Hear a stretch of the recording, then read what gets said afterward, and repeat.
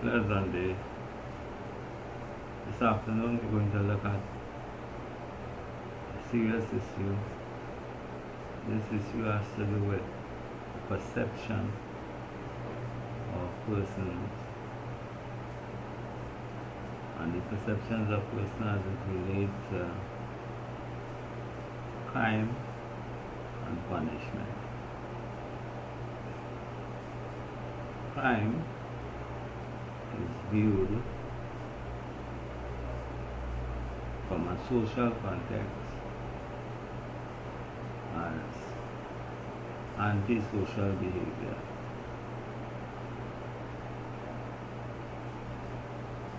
From an economic context,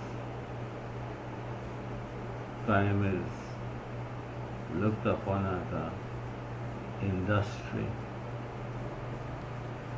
a major contributor to the overall commerce and trade and stability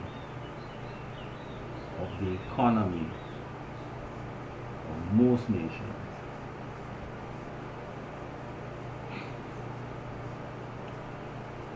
Whenever somebody makes a statement like that, one of the first things that flashes in the mind of the persons who probably hearing this is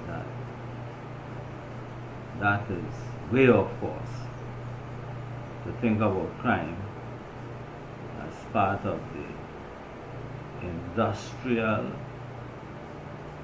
and commercial activity that is part of the whole economic scheme of influence on governments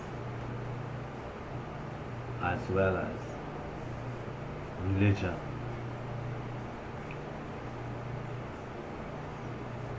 I wanted to think about that for a minute because this gets very controversial.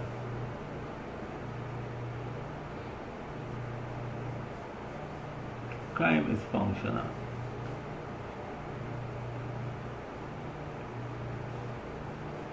It produces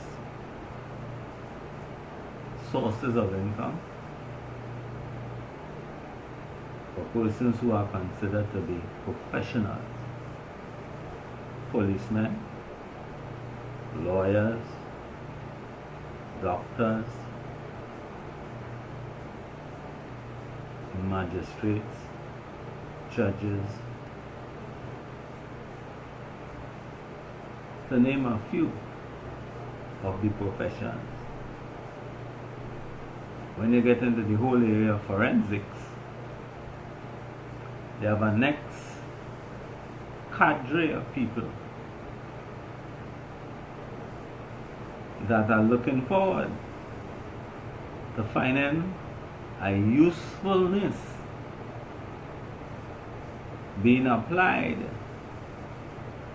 to the technology that they have equipped themselves with the requisite skills for. Now,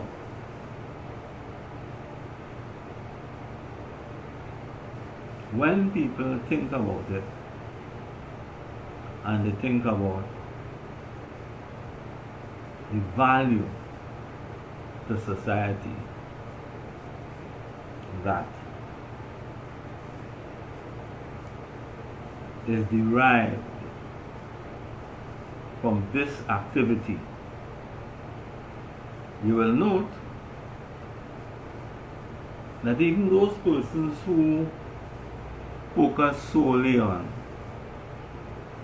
the productivity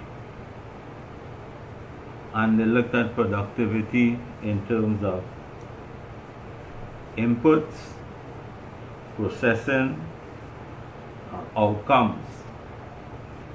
Outcomes being inputs for the processing for additional outcomes.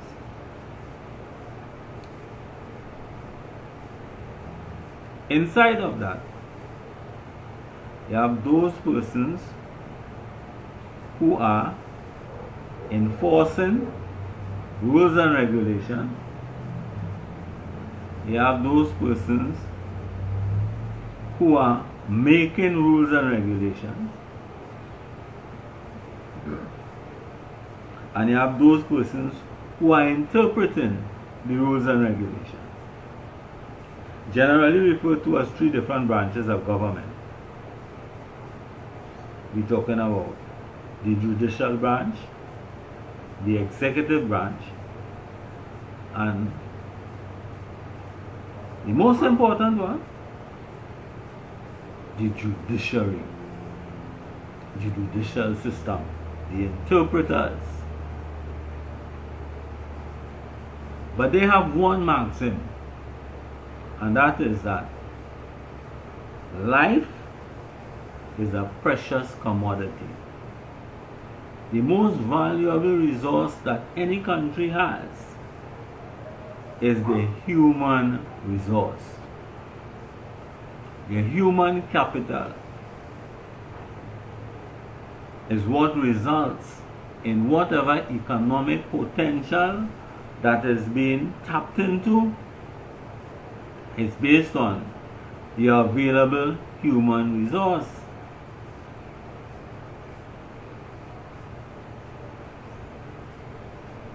The approaches that have been used to deal with crime so far have focused on rehabilitation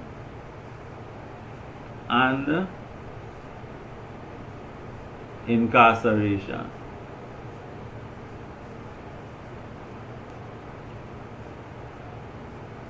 But the criminal or the person who commits the crime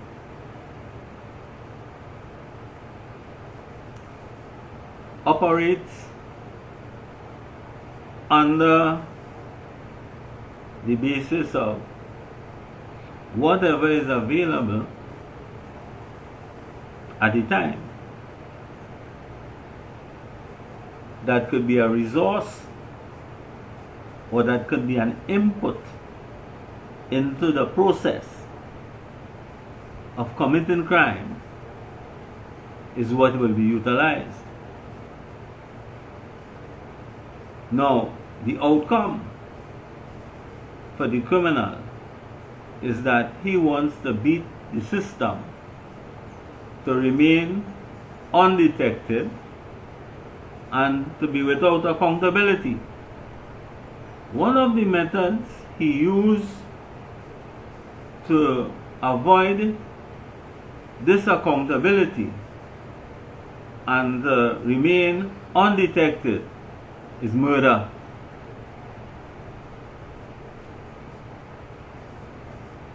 Now, murder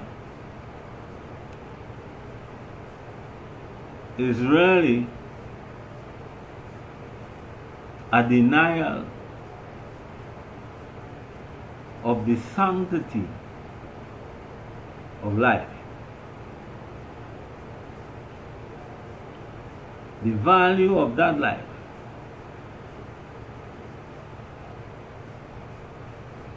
has become void in the eyes of the perpetrator.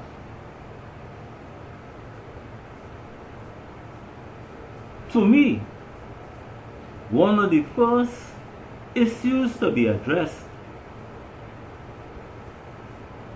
is that the perpetrator must have an opportunity to take a second look, a second and third look at the fact that the methods presently adopted by criminals to beat the system has in itself defeated the whole process of input, process, outcome, profitability. Because what it does, it destroys the means of continued production. who gets robbed, or what are crimes generally about? They are generally committed either out of passion, where there is disagreement, and this disagreement can be as a result of an offense that a person feels has been committed against them that robs them of something. So we could say, in essence, for the purpose of this discussion or this discourse, we say everybody who commits a crime is literally to be considered a person who is prepared to steal something from somebody else, either the right to it or their possession of it. So we're talking about actual real possession or constructive possession. They either deny you the opportunity to have access to it, or they actually take it away. For you to understand the implications of what I'm saying, I want you to think about a fruit tree that is bearing fruit and you desire fruit. One of the ways to get fruit from that tree is to wait till they ripen and they fall. Another way is to pick them from the tree. And those two methods really doesn't do much harm to the tree, you know. That tree will be there again to produce more fruit. So for another season, you could return to that tree in the season when it's fruit, and either wait for the fruit to fall or pick some.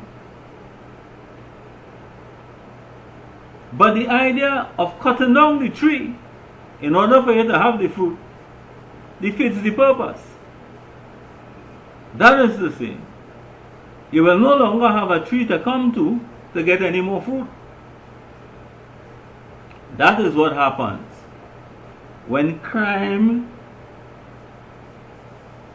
is understood by the criminal mind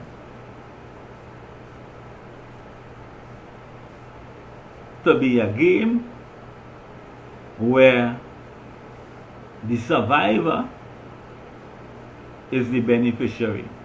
But beneficiary of what? If the criminal, every time he robs, he destroys or he kills a person who was a producer, in time to come, what he is doing is depleting the supply of producers. When he does that, depletes that supply, it won't be long before he will run out of a source or a means of producing for himself through his unlawful activities.